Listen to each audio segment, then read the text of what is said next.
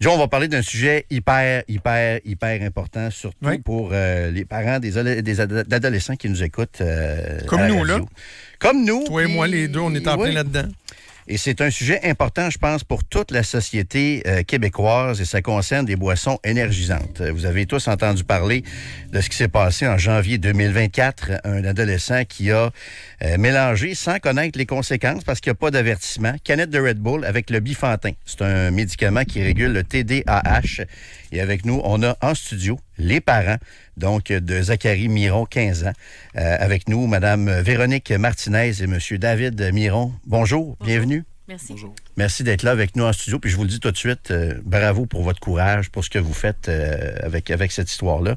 Et avec nous également en studio, il est député de Québec solidaire dans Saint-Henri-Sainte-Anne, M. Guillaume Clich-Rivard. M. Clich-Rivard, bonjour. Merci beaucoup de l'invitation. Je vais vous demander d'abord, Mme Martinez, M. Miron, moi je vous admire. Comment vous trouvez la force? Qu'est-ce qui vous donne la force de faire des sorties publiques là-dessus? Aujourd'hui, vous êtes à Québec pour ça. Où est-ce que vous trouvez la force de... Parce que, tu sais, des gens, quand on vit un drame comme ça, des gens qui sont tellement endeuillés, évidemment, qu'ils en deviennent paralysés. On comprend ça aussi. Pour vous, pourquoi c'est important de faire cette prévention-là? Je pense qu'en premier lieu, on le fait pour notre garçon. Puis on le fait pour tous les enfants qui sont susceptibles de consommer ces produits-là. T'sais. C'est ce qui nous donne la force, en fait. T'sais. Votre garçon était en ski lorsque ça s'est produit. Moi, je veux qu'on sensibilise un maximum de gens. Et là, j'imagine des parents se dire « Ah oui, j'ai souvent entendu parler des consommations abusives de boissons énergisantes, là, des jeunes qui en boivent 12 dans la même journée. » Puis, si ma compréhension est bonne, c'est pas le cas ici, là. C'est-à-dire, un mauvais mélange avec un médicament chez un jeune de 15 ans peut causer l'irréparable. Oui, il faut préciser que sa médication, elle a été prise à 6 heures le matin et puis qu'il a pris sa canette de Red Bull vers 8h30 le soir. Hey. Donc, on parle pas de prendre sa médication avec un Red Bull. On parle vraiment d'un délai quand même assez long là, entre les deux. C'était une canette. Une seule. Puis, c'était pas un garçon qui avait l'habitude d'en prendre parce que c'était interdit à la maison. Bien, évidemment, c'est tellement accessible dans les stations de ski. En fait, lui, il a pris sa canette dans une machine distributrice. Donc, on est en sortie de ski, on a du plaisir. Puis souvent, le marketing de ces boissons-là, ça égale plaisir. Puis c'est interdit à la maison, donc encore mieux. C'était disponible. Surtout, c'est la disponibilité, la facilité de s'en procurer. Et voilà. M. Clich-Rivard, donc on le rappelle aux gens, vous êtes député de Québec solidaire dans Saint-Henri-Sainte-Anne. Quelle est votre implication dans cette démarche-là? Est-ce que vous souhaitez l'interdiction mineure? Souhaitez-vous qu'il y ait des avertissements sur les canettes de boissons énergisantes? C'est quoi votre implication dans ça? Ben d'abord, j'ai été interpellé par la cause parce que moi, je suis responsable du dossier de la santé là, pour Québec solidaire. Puis là, on est vraiment dans un dossier de santé publique là, de manière assez claire. Puis ma vis-à-vis là-dessus, là, vous l'avez dit, c'est Mme Bélanger, la ministre de la Santé. Moi, j'ai beaucoup discuté parce que, tu sais, il y a vraiment une ouverture. Puis il y a des discussions là, à savoir, c'est-tu 16 ans l'interdiction? C'est-tu 18? Ouais. Tu sais, au moment donné, moi, je suis prête à écouter la science. Puis s'il y a un plus grand consensus social autour de 16, puis qu'on fait quelque chose pour protéger les 12, 13, 14 ans, tu sais, moi, je suis assez ouvert dans cette avenue-là. Évidemment que, tu sais, ce que dit l'INSPQ, puis ce que disent les données, c'est que c'est 18. Là. Ça devrait être 18 ans. Mais je voudrais pas que ça soit un frein à ce qu'on fasse quelque chose. Fait que moi, ce que j'ai mis de l'avant, c'est, puis la pétition qu'on a fait avec David et Véronica aussi, c'est allons-y avec 16 ans, puis évaluons ensuite l'option d'aller vers 18. Là, on aura le temps de faire les affaires, mais là, il faut protéger les jeunes. Puis là, l'histoire qu'on entend, c'est, bon, tu finis les cours, là, t'es en troisième secondaire, t'as 13-14 ans, tu t'en vas au dépanneur du coin, tu t'achètes 2 Red Bull avec tes amis, puis ben il peut se passer des affaires graves. Là. Puis ça, c'est n'importe quel parent. On n'est pas là, excusez de le dire à la radio, mais on n'est pas là qu'à 24 heures sur 24. Non. Pas là 7 jours sur 7, puis on dit non, mais après, les jeunes font ce qu'ils font, puis c'est d'excellents parents qu'on a avec nous, là, qui ont tout donné, puis qui veulent tout donner, puis... Je pense qu'on a l'obligation de faire quelque chose. Fait que moi, c'est ce que je demande à la ministre, qu'on bouge. Là. Donc, vous avez accompagné M. Miron, Mme Martinez. J'ai envie de vous demander aux deux parents. T'sais, moi, j'ai travaillé en politique pendant plusieurs années et je me souviens très bien, notamment une fois, mais 2 fois, où il y avait des députés de l'opposition qui interpellaient ma ministre et qui demandaient de venir rencontrer des gens. Parce que les pétitions, oui, c'est bien, il faut le faire, mobilisation puis tout ça. Je me souviens une fois particulièrement pour la sécurité dans les piscines résidentielles, une jeune fille qui était décédée. L'opposition avait demandé à ce qu'on rencontre les parents. On avait rencontré les parents dans un des petits salons là, à l'Assemblée nationale. On est sorti de là, puis 4 mois après, on lançait une campagne nationale de plus d'1 million de dollars pour la sensibilisation. On faisait des modifications réglementaires. Les politiciens sont des humains. Là. Des fois, de rencontrer des gens là, face à face, dans le blanc des yeux, ça peut faire changer les choses. Vous avez rencontré la ministre Bélanger cet avant-midi. Comment ça s'est passé? Ben, pour notre part, on a senti une bonne ouverture d'esprit par rapport à notre projet. De la part de la ministre Bélanger, on a senti que plein de compassion, puis on pense qu'elle veut faire bouger les choses. Mm-hmm. Vous, qu'est-ce que vous souhaitez? Parce qu'on parlait du 16 ans, du 18 ans. Ce que je comprends, c'est que les compagnies là, comme Red Bull et les autres, ne pas les nommer, il n'y a pas d'avertissement, là, que ça ne se mélange pas avec une certaine médication, avec le bifantin, tout ça. C'est quoi votre souhait, vous autres? Comment on devrait agir là-dessus? Bien, premièrement, j'aimerais juste préciser que notre cas particulier, c'est avec une interaction avec un psychostimulant, donc pour le TDAH. Mais le danger, il est non seulement pour les enfants qui ont ce type de médication, mais pour tous les enfants. La science est claire, les rapports... Médication ou pas, là, c'est médication ça, ou pas, là, sentez-vous pas...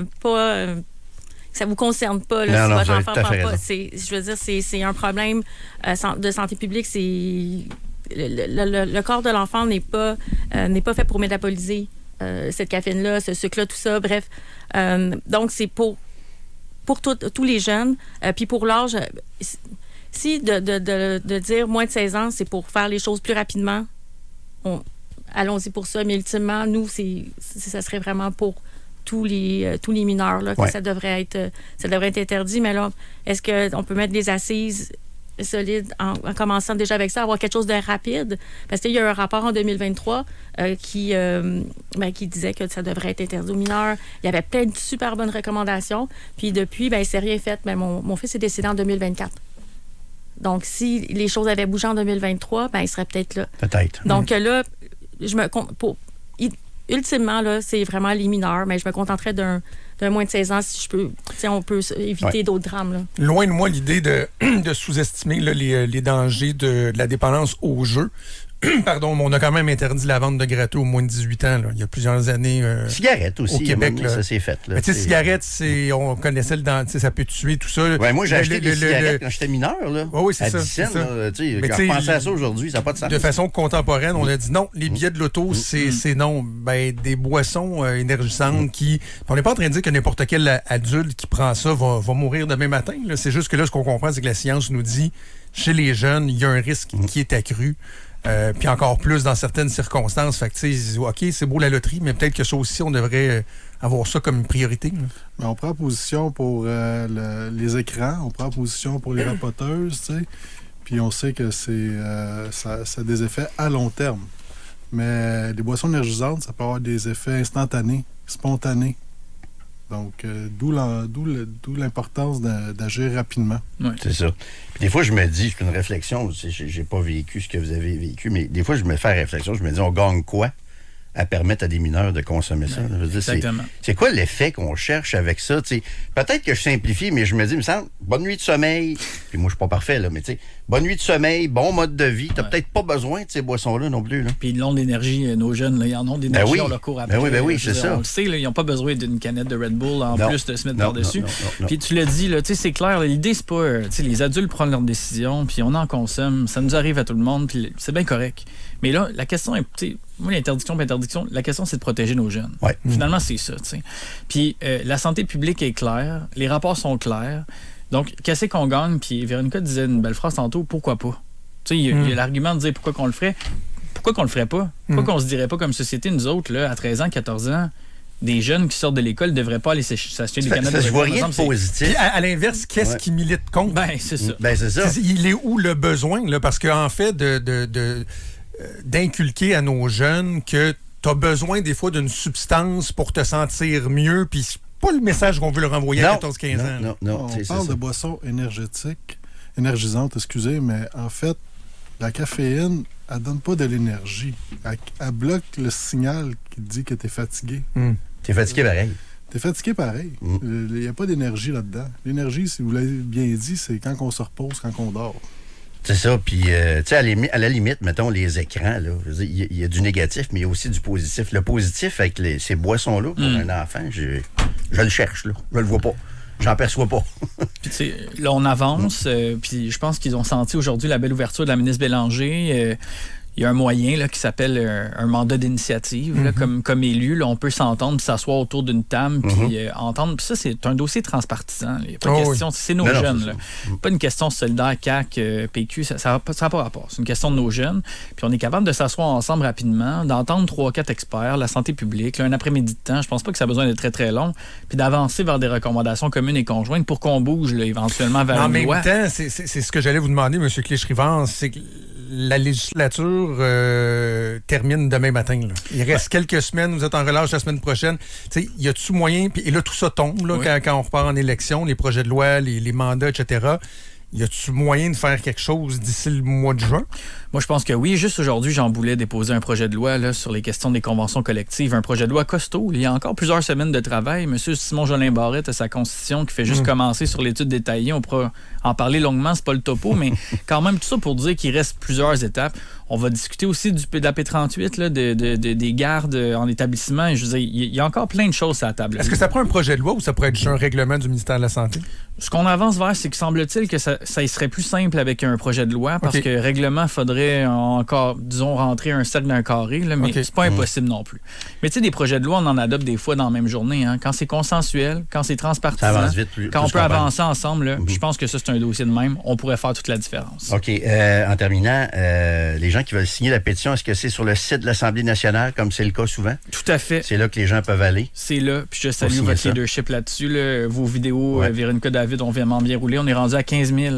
15 000 signatures en une dizaine de jours, c'est quand même une mobilisation historique. Je veux vous dire bravo. Merci au nom de tous les parents. On est tous les deux parents d'adolescents, 15 ans, 14 ans dans son cas.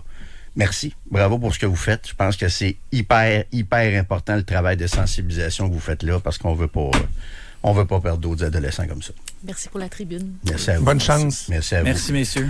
Véronica Martinez et David Miron sont les parents donc de Zachary Miron, qui malheureusement est décédé en janvier 2024, donc après avoir mélangé 2 substances. Et Guillaume Clich-Rivard, vous êtes député pour Québec solidaire dans Saint-Henri-Sainte-Anne. Merci beaucoup d'être passé.